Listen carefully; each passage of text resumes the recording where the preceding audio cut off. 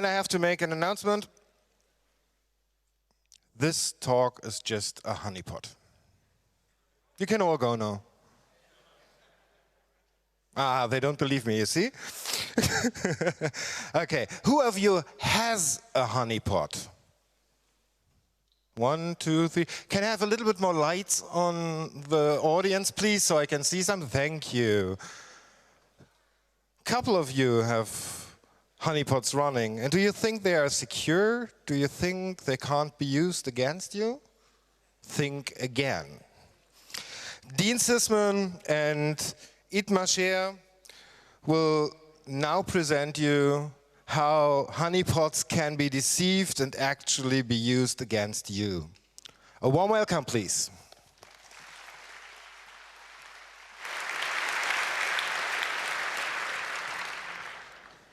Okay, hello everyone.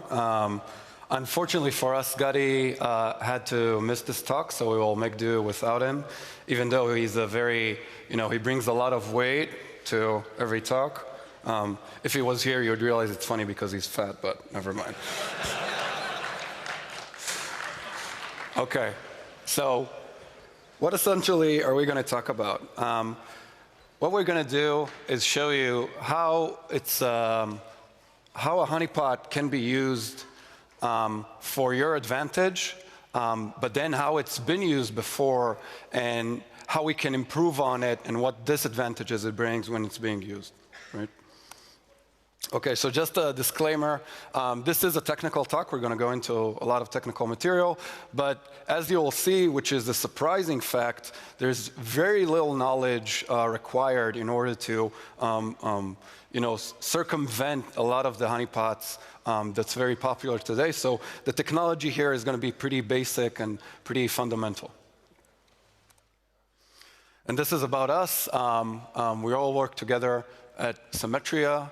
All pretty, been doing this for many, many years, and this is a big part of our lives and part of the community, obviously. Right, so first of all, I'd just like to talk about what the hell is cyber deception. It's this weird buzzword that you would imagine like a lawyer using and not really understanding what it means. What we're talking about is we would like to be able to take the attacker's behavior and his methodology and be able to impact it. Because if we're able to impact that, we're able to gain detection, mitigation, prevention, a lot of very interesting stuff that deception gives us as soon as we're able to influence the attacker's decision-making process. Right, so a lot of people have been advancing this field a lot. Even a lot of German people. Fred Cohen's Deception Toolkit was the first thing that ever came out that talked about deception. Les Spitzner and the HoneyNet project have been doing very amazing work, and they've really advanced this field a lot over the last few decades. But what we will be talking about is how the perception of what honeypots can do for us today is very different than what people usually perceive that they do. So what's the difference between an attack and an attacker, right? An attack is a specific piece of technology that changes very dynamically and is very hard to capture. And that's what a lot of the intrusion detection tools nowadays are trying to figure out how to detect. And it's very difficult. Everybody knows about the false positive problem and everything.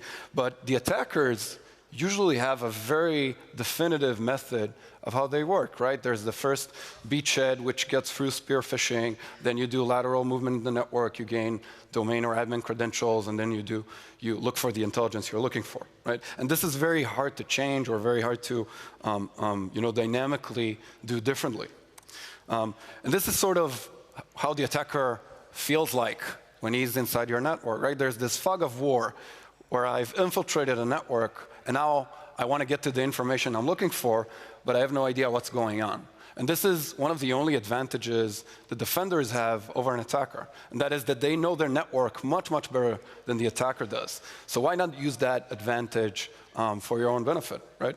And if we look at this in a more strategic way, in the US Army, in the Air Force, they came up with this methodology called the OODA loop. And OODA means observe, orient, decide, and act. And this is like a strategic algorithm for tactical situations. And if you can influence the observation period, then obviously you're able to influence the entire behavior of the attacker, right? So what we basically want to do is this, right? Even though this is a bad metaphor because the Wile E. Coyote usually loses to the Roadrunner. But this is essentially what deception is and what honeypots have been trying to implement, right?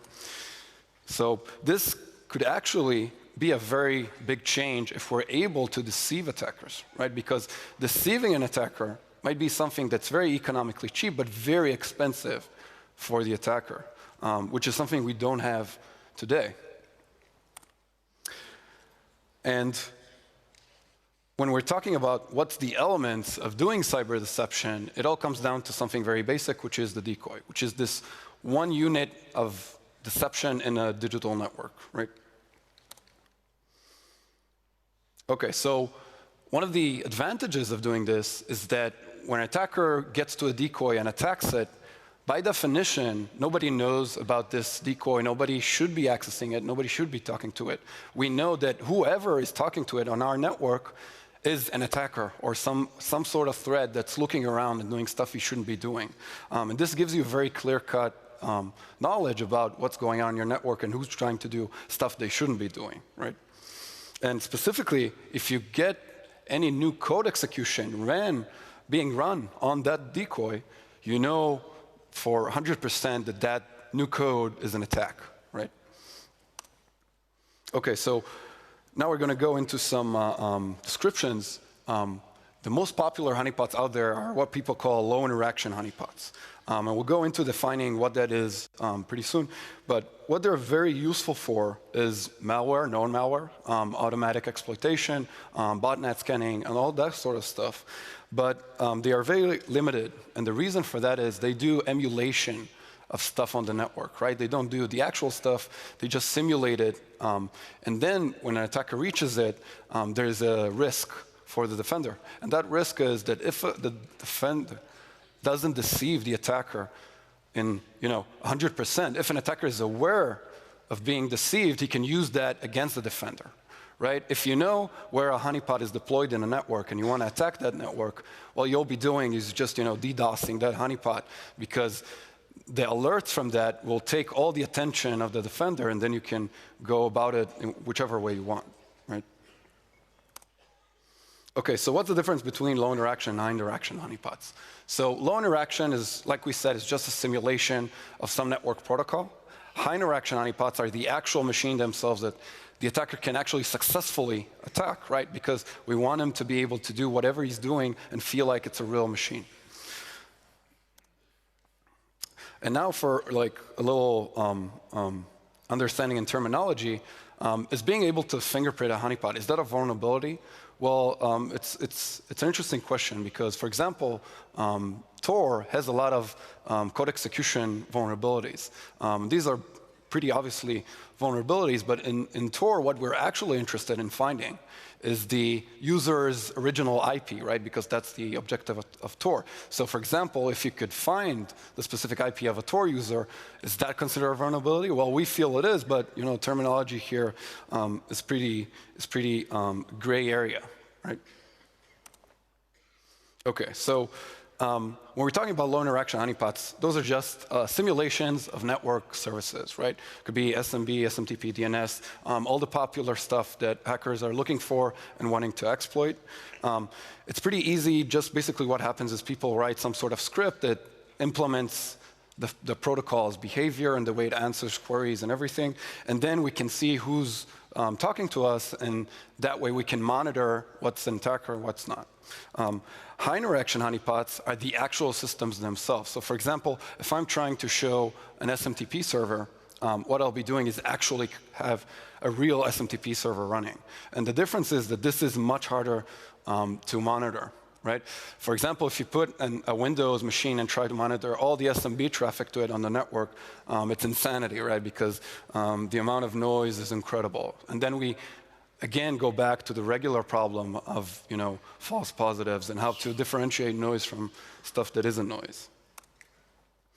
Okay, so when we started this thing, we tried and found out who else knows how to find honeypots in networks. And Shodan has this interesting website, which is called HoneyScore. And HoneyScore, you give it an IP, and then it tells you if it's a honeypot or not.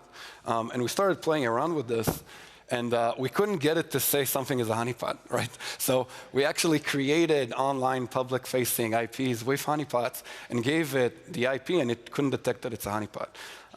So we tried and figure out what does it actually detect, and then we found out about something called honeypot, right? So honeypot is a SCADA-type honeypot. What it does is it looks like a SCADA machine, but it only implements a very small part of the protocol. And what happens, one of the Shodan guys did some research into how honeypot works. And he found out that every honeypot implementation out there has the same name, which is Mauser Factory, right? Which is not very deceiving. But then somebody figured out that that's the default, and people made it configurable, so you can change it to whatever you want. And then there was another guy online called Sean Merdiger who found out that they all have the same serial number, and this is also not configurable. So if you go on Shodan online and you put in this number, you find a bunch of honeypots deployed around the world which are honeypot, right? And then when we tried and took one of those IPs into Shodan, we finally got it to recognize that it's a honeypot, right? So other people have been trying to attempt this because it gives a lot of value, but it doesn't really work for most of the honeypots out there. Okay. Okay, somebody in the audience asked me to talk slowly, so I'll try. Thank you. Okay, so what we will be doing is going through each project of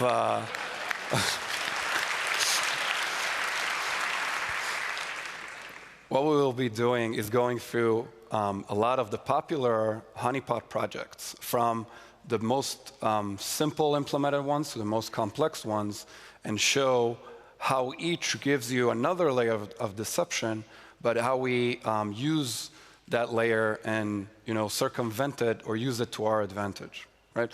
So we start with artillery. Artillery is a pretty cool project. What it does, it's very popular. You just run it on a system, and what happens is it opens up all the ports that are closed that look like something that's interesting to an attacker, right? So SMTP, DNS, HTTP, whatever. And whenever somebody is trying to access one of those ports, what happens is this, right? So it just gives you random information when you're trying to access one of the ports that artillery set up. And then it blocks you away. The way it blocks you is by putting in a rule in the IP tables for your IP, right? So the thinking is, I'm a defending in a network, right?